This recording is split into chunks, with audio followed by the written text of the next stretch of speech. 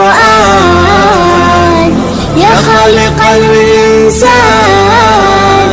يا رب يا رحمن شكرا يا رب شكرا يا اور بہت شوق سے میوات میں حافظ بنایا ایک کو. ارے میواتیوں نے جلسہ کیا کہ ہمارے یہاں کا پہلا حافظ، اور جب وہ آیا ہے اس کا استقبال ہوا اور اس کے لیے جلسہ ہوا، لوگ جمع ہوئے. حضرت مولانا الیاس صاحب رحمۃ اللہ علیہ نے دیکھا اس کی داڑھی منڈی ہوئی ہے اور اس کے کان میں بالیاں ہیں. حضرت نے کہ آہ کہ اے اللہ اس امت کا کیا ہوگا. اور وہ وہ فکر عجیب تھی. وہ 26 سال کا رونا تھا. حضرت 26 سال تک روتے رہے اللہ کے سامنے، اور عجیب انداز سے رونا. بیوی کہتی تھی اتنا کیوں روتے ہو؟ کہ اللہ کی بندی تیرے کو کیا معلوم ہے کیوں روتا ہوں، تجھے پتہ چل جائے تو تو بھی روئے گی. اور ہمایوں کے مقبرے میں جب اندر آدمی داخل ہوتا ہے، ایک پتھر کی مسجد ہے سیدھے ہاتھ کی طرف. ابھی تو آبادی ہو گئی، پہلے ویرانہ تھا یہ پورا علاقہ، ابھی تو آباد ہوئی ہے یہ اطراف کی بستیاں، ورنہ سب جنگل تھا. لوگ دن کو جاتے ہوئے ڈرتے تھے. ایک اللہ دیا جو تھا میواتی، اس نے جنگل کا ٹھیکہ لیا تھا. وہ جنگل کے ٹھیکے کے اندر لکڑیاں کاٹ کے جمع کرنا اور اس کی نگرانی کے لیے خود رہتا تھا. رات کو اس نے 2 درخت کے بیچ میں جھولداری ڈال دی تھی، اس میں رات کو سوتا تھا، نیچے نہیں سوتا تھا، کوئی درندہ تکلیف دے. وہ رات کو آدھی رات ہوئی کسی کی رونے کی آواز سنتا تھا. کب تک؟ صبح صادق تک. اور رونے میں عجیب بے چینی، درد، کڑھن. اس کو ڈر بھی لگتا تھا کوئی جنات تو نہیں. بہت ہمت کی ایک مرتبہ کہ آج میں تحقیق کروں گا یہ رونے والا کون ہے. کا جب آواز بند ہوئی تو میں اپنے جھولداری سے کود کر نیچے اترا اور جا کر ایک طرف کھڑا ہو گیا دیکھوں کہ کون ہے. میں نے دیکھا کہ وہ ایک بزرگ ہیں، میرے سامنے سے گزرے اور اپنے دامن سے اپنے آنسو کو پوچھتے ہوئے گزرے. وہ حضرت مولانا الیاس صاحب رحمۃ اللہ علیہ تھے. بہت روتے تھے. شیخ نے لکھا ہے نا، میں نے چند رونے والے بزرگوں میں حضرت کو بھی دیکھا ہے. رونا بہت. ایک فرماتے تھے میرے والد صاحب، ایک حضرت مولانا مدنی رحمۃ اللہ علیہ، ایک حضرت مولانا الیاس صاحب رحمۃ اللہ علیہ. یہ بہت رونے والوں میں تھے. ایسا جیسے ماں بچے کو مارتی ہے اور بچہ کبھی ادھر گرتا کبھی ادھر گرتا، بس یہی انداز سے رونا تھا.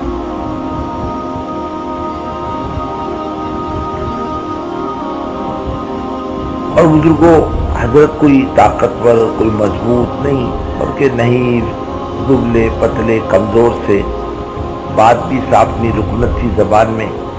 لیکن اللہ تعالیٰ کام لیتا ہے فکروں پر،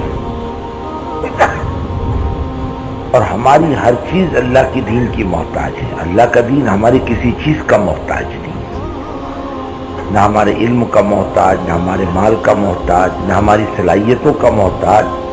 اگر ہمارے دماغ میں یہ گندگی ہو نکل جائے تو اچھا ہے. ہماری ہر چیز دین کی محتاج ہے. دین ہماری سب چیزوں سے مستغنی ہے. وہ تو دینے والا ہے، لینے والا نہیں ہے. دین تو اپنے خزانے سے صلاحیت دیتا ہے، استعداد دیتا ہے، علم دیتا ہے، نچلی قوم کو اونچا کرتا ہے،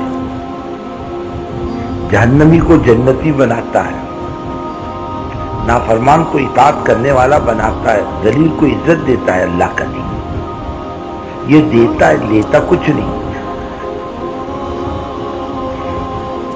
اور جب آدمی اس کو اپنا لیتا ہے تو یہ بھی سامنے والے کو دیتا ہے، بہت دیتا ہے. اتنا دیتا ہے کوئی گمان نہیں کر سکتا.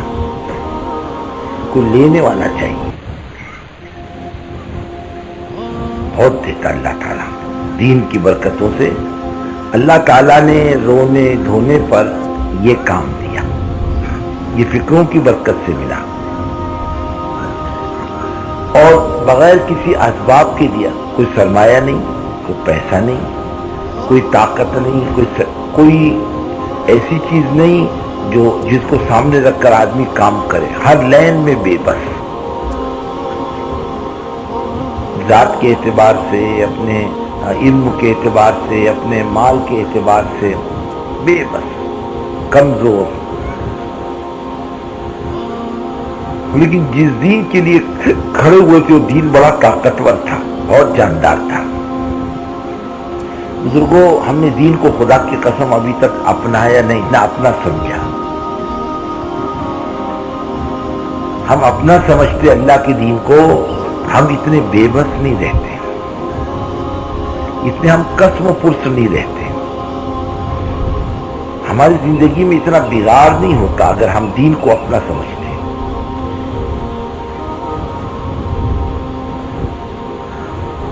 اور یہ ذہن میں بیٹھنی چاہیے بات، ہم لے اسے کہ یہ دین ہمارا بہت بڑا سرمایہ ہے. ہم فضائل کی کتاب میں پڑھتے ہیں، اللہ والوں کے واقعات پڑھتے ہیں، صحابہ کے واقعات پڑھتے ہیں. انہوں نے موقع آنے پر مال چھوڑ دیا، دین نہیں چھوڑا.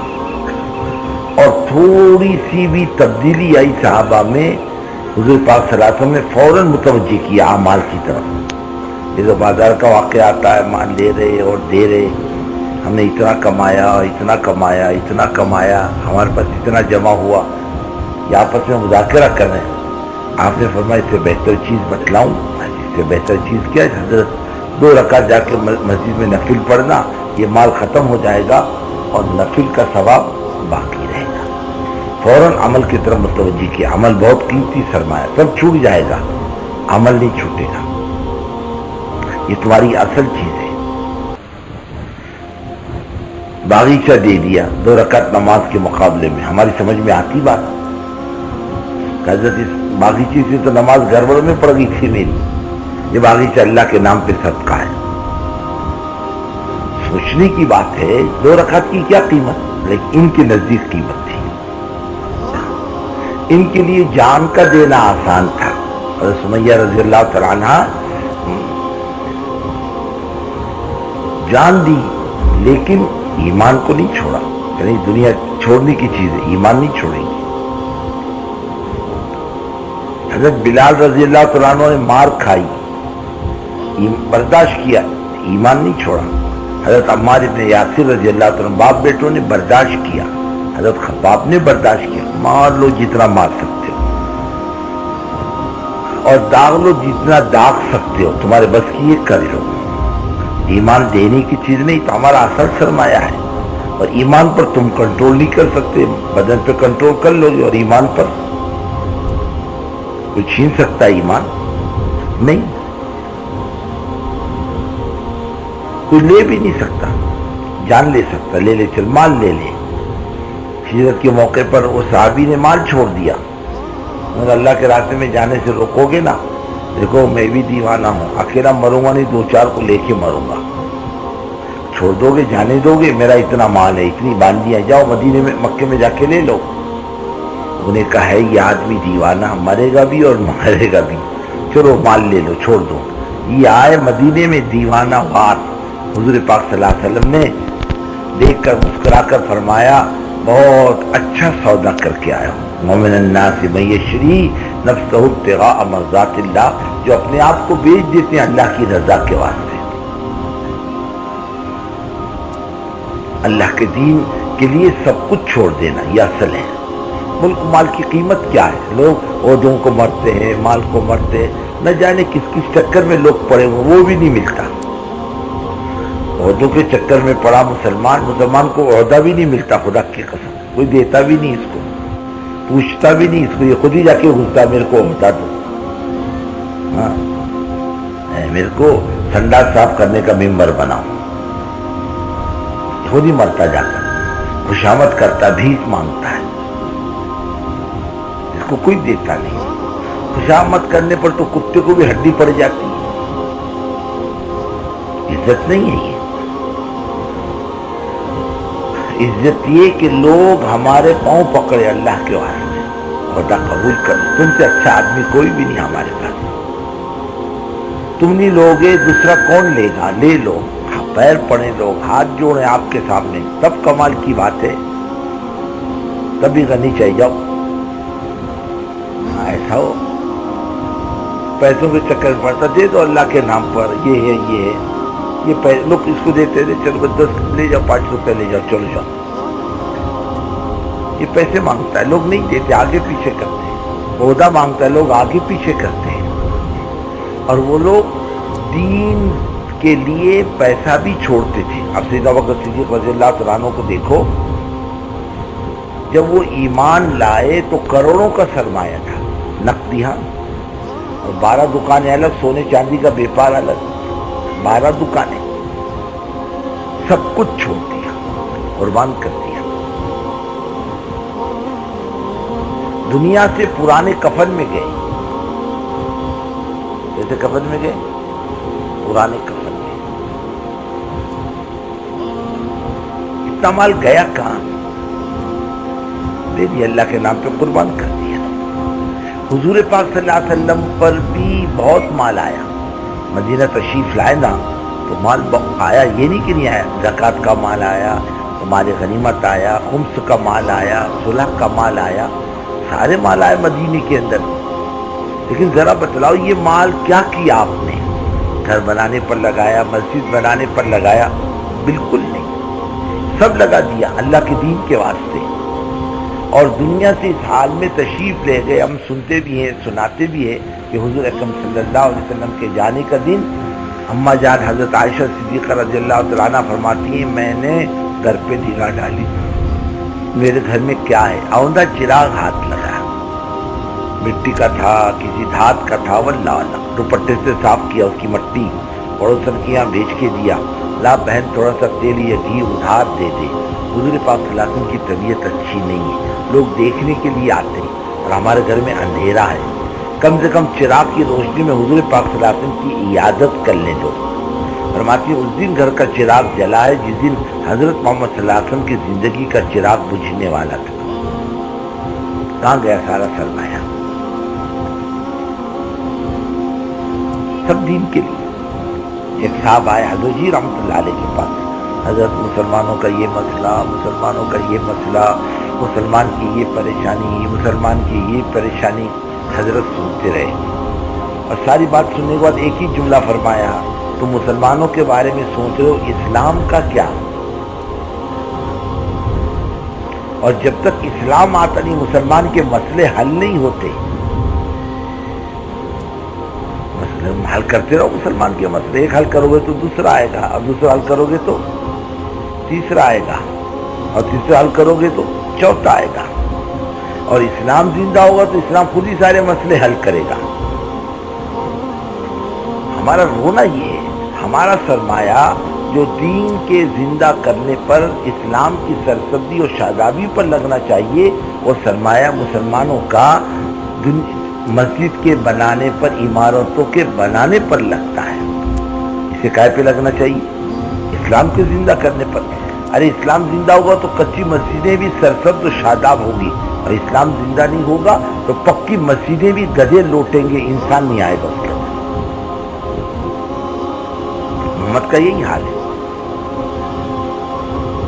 ہم لوگ افریقہ جا کر آئے، ماشاءاللہ مسجدیں بڑی شاندار، ہمارے ہندوستان میں ایسی مسجدیں آپ کو نہیں ملیں،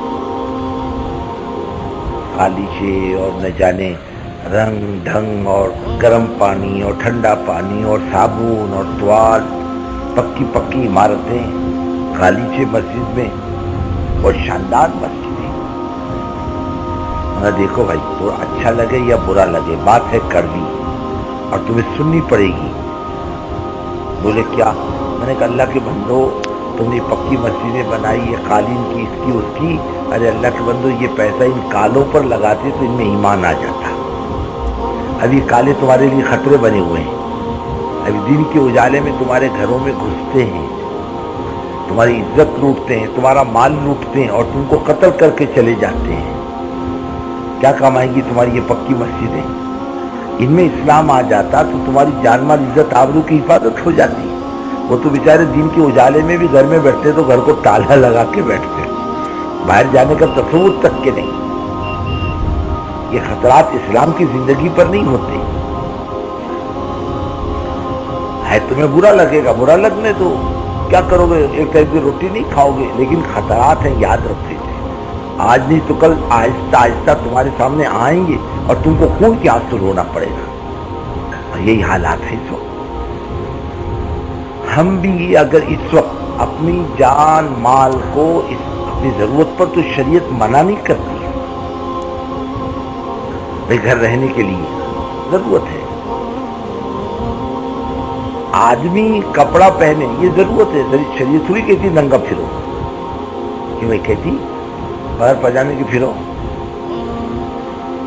شریعت کہتی فٹ پاتھ پہ رہو، بولو نا سو رہے کی کیا؟ شریعت کہتی فٹ پاتھ پہ رہو، شریعت کہتی جا کے دھوپ میں بیٹھ کے مرو، بارش میں بھیگ کے مرو، ٹھنڈی میں مرو۔ وہاں تو کہتی ہے دیکھو اپنے یہاں تو سردی گرمی کم ہوتی ہے، دنیا کے بعض ملکوں میں سردی خوب ڈٹ کے ہوتی ہے، اس کے لیے باقاعدہ خرچہ ہے ان کا، کپڑوں کا، آگ کا، مستقل خرچے ان کے۔ شریعت کی بھی ضرورت ہے تمہاری کپڑے، گرمی کی اور سردی کے کپڑے تمہاری ضرورت ہے۔ اس زمانے میں گدھے گھوڑے کھچر سواری کے تھے، اونٹ تھے، ہمارے زمانے میں موٹر ہے، موٹر سائیکل ہے، یہ ضرورت کی چیز ہے، شریعت اس پر زکوٰۃ نہیں مانگتی، تمہاری ضرورت ہے رکھو اسے، گھر سر چھپانے کے لیے، جگہ جان بچانے کے لیے، جان کی حفاظت کرنے کے لیے گھر بناؤ۔ خودکشی کرنا حرام ہے شریعت میں، خودکشی کرنا کیسا ہے؟ ارے بولو نا سو رہے کہ کیا حرام ہے؟